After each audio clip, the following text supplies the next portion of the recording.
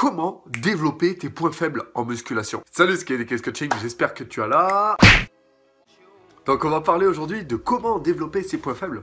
Avant de commencer cette vidéo, n'oublie pas d'aller t'abonner à mon compte Instagram KS Coaching-du-bas France pour avoir voilà, toute ta dose de motivation quotidienne, journalière, je sais pas comment tu dis, chaque jour, quoi.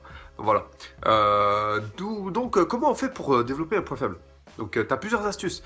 Tout le monde a des points faibles. Moi j'en ai, toi t'en as. Dis-moi en commentaire quels sont tes points faibles. Ton corps, quels sont tes points faibles? Quels exos t'es moins bon? Quels sont tes muscles qui sont récalcitrants? Là où tu manques de force. Dis-moi dans les commentaires, ça m'intéresse de savoir. On va voir si tu as les mêmes que moi. Et moi, j'ai trois en fait muscles qui sont un petit peu mes points faibles. Donc évidemment il y a les mollets, mais ça tu le savais depuis longtemps. Ensuite j'ai les épaules. Qui ont du mal à s'élargir, et évidemment les triceps, parce que mes bras ils sont très longs, j'ai des biceps quand même qui sont assez longs, assez galbés, ça va, mais par contre mes triceps ils ont du mal à grossir. Donc voilà, ça c'est mes trois points faibles, et évidemment j'ai des points forts, mais aujourd'hui on va parler des points faibles. Voilà, évidemment si tu as des points forts, tu as des points faibles. Donc comment on fait pour rattraper des points faibles? Il va falloir se concentrer dessus tout simplement. Alors faut pas se concentrer dessus tout le temps, il va falloir majoritairement travailler ses points forts, et puis ensuite, eh bien, dans certaines périodes de l'année, tu vas te concentrer sur tes points faibles. Donc par exemple moi pour mes épaules et mes triceps, comment je vais faire? Eh bien pour les rattraper, tout simplement. Alors j'ai pas cherché vraiment pendant toutes ces années à les rattraper parce que je faisais d'autres sports, donc moi je visais pas l'esthétisme, mais là je m'y intéresse un peu plus et donc du coup je vais les rattraper. Et comment je vais faire pour m'y prendre? Eh bien c'est très simple, tu as plusieurs façons de s'y prendre. Donc tu as des périodes comme ça où je vais me focaliser à fond dessus, où je vais me concentrer. Alors les épaules, je peux les bosser 3-4 fois par semaine, il n'y a pas de souci. Mais alors les triceps, je peux les bosser que 1 à 2 fois parce que c'est des muscles qui récupèrent moins vite que les épaules. C'est pas le même type de structure au niveau fibreux, ok? Mais ça, je vais rentrer dans les détails, on s'en fout, hein. Mais les triceps récupèrent moins bien en gros que les deltoïdes. Et que même les épaules, les muscles profonds des épaules, hein, tout ce qui est le petit rond, la coiffe des rotateurs, etc.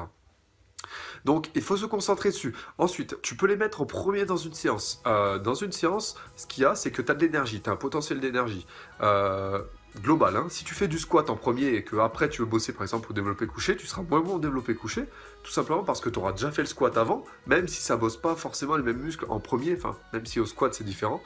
Mais tu as un potentiel d'énergie. Évidemment, tu as de la fatigue qui s'accumule. Donc, en fait, ton potentiel d'énergie, tu vas t'en servir pour les points faibles au début, te focaliser à fond dessus, et ensuite faire ta séance comme elle était prévue. Ensuite, tu as une autre façon. C'est par exemple, sur un développé couché, moi, là, je vais forcer beaucoup plus avec mes pecs. J'ai tendance à écarter les coudes pour, hop, élargir les pecs et étirer les pecs. Donc, du coup, ils vont se contracter, donc ils vont pousser en premier. Par exemple, moi, pour mes triceps et mes épaules, comment je peux faire sur une séance pec classique pour plus les bosser? Eh bien, c'est très simple. Je vais en fait pré-fatiguer mes pectoraux, qui sont le groupe majoritaire, qui a tendance à se surdévelopper sur mes exercices de poussée. Et donc, du coup, si je fatigue mes pectoraux, ce sont les muscles secondaires qui vont participer selon la logique de mon corps pour pouvoir pousser. D'accord? Donc en fait, j'habitue mon cerveau à dire non, tu vas pousser aussi avec ces muscles-là, donc tu vas les développer. Et donc du coup, va s'en suivre une modification de ma technique, donc je vais rentrer un peu plus les coudes au développé couché, et me servir plus aussi de mes deltoïdes, bien que le deltoïde antérieur, c'est pas vraiment ça le point faible, ce sera plutôt le moyen et le postérieur. Ok? Donc ensuite, tu peux aussi les préactiver. Alors comment on préactive en fait un point faible dans une séance? C'est très simple.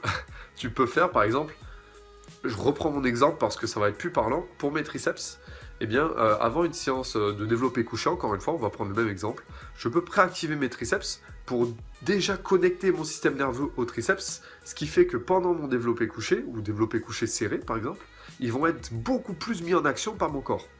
Donc je vais par exemple faire quelques séries de kickback, mais pas trop à l'échec. Il ne faut pas fatiguer. Je préactive, je fatigue pas. C'est comme un espèce de gros échauffement en fait de mes triceps, en entamant un tout petit peu les triceps nerveusement, pour pouvoir ensuite plus les connecter lors du développé couché, et donc du coup ils vont plus travailler.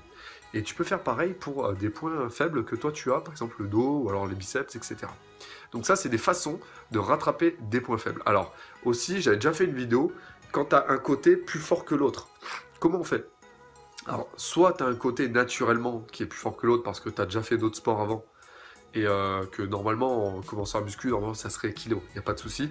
Mais des fois, il y en a qui sont atrophiés d'un côté, ils ne savent pas comment rattraper. Donc évidemment, il faut commencer toujours avec des exercices à 2 bras. N'écoute surtout pas ceux qui te disent qu'il faut faire un bras. Non, non. Ok, dans le monde du coaching, dans le monde de musculation, on fait toujours à deux bras pour rattraper un point faible. C'est beaucoup plus rapide. Par contre, quand tu vas pousser par exemple au développé couché, il faut que ton bras fort, il n'aille pas en haut. Il faut que tu restes au même niveau. Il faut que ton point faible, eh bien, ça soit le poids que tu mettes sur la charge. La charge que tu vas mettre, c'est pour t'adapter au point faible. D'accord? Au côté faible et pas au point fort. Parce que des fois, il y en a qui font les biceps. Ah ouais, mais Kevin, je soulève plus biceps à droite. Donc du coup, je mets 16 kilos à droite et 12 kilos à gauche. Non, il faut surtout pas faire ça. Parce que du coup, nerveusement, eh bien, encore une fois, tu vas déséquilibrer la balance. Et ça, il faut surtout pas le faire. Il faut toujours pousser à deux bras. Et ensuite, par la suite, à la fin de la séance, par exemple, tu peux finir à un bras, celui par exemple qui est faible, d'accord? Mais encore une fois, le tout dernier exercice ou dernière série, dernière répétition, tu refais à deux bras pour refaire un petit peu comme un trajet sur l'herbe. Tu sais, quand tu marches sur l'herbe haute, refaire le trajet. Il faut que nerveusement parlant, le corps se dise quand même que le mouvement normal, c'est à deux bras, d'accord? C'est un peu difficile à expliquer, mais j'espère que tu as compris le sens que je voulais te dire. Il y a plein d'astuces comme ça dans le monde du coaching que je peux te dire après sur la chaîne KS Coaching. Ça va peut-être pas intéresser tout le monde, mais si t'es intéressé toi, tu pourras me le demander par mail, il n'y a pas de souci.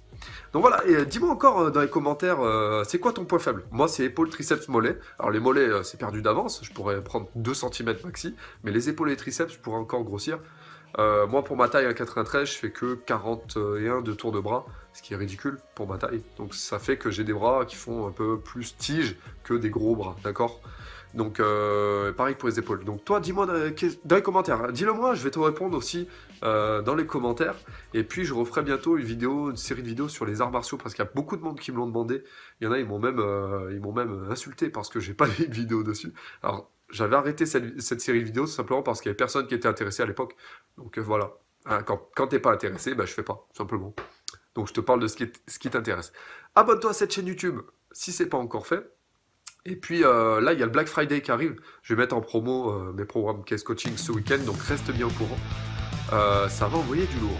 Merci à toi et je te retrouve cette semaine pour une prochaine vidéo.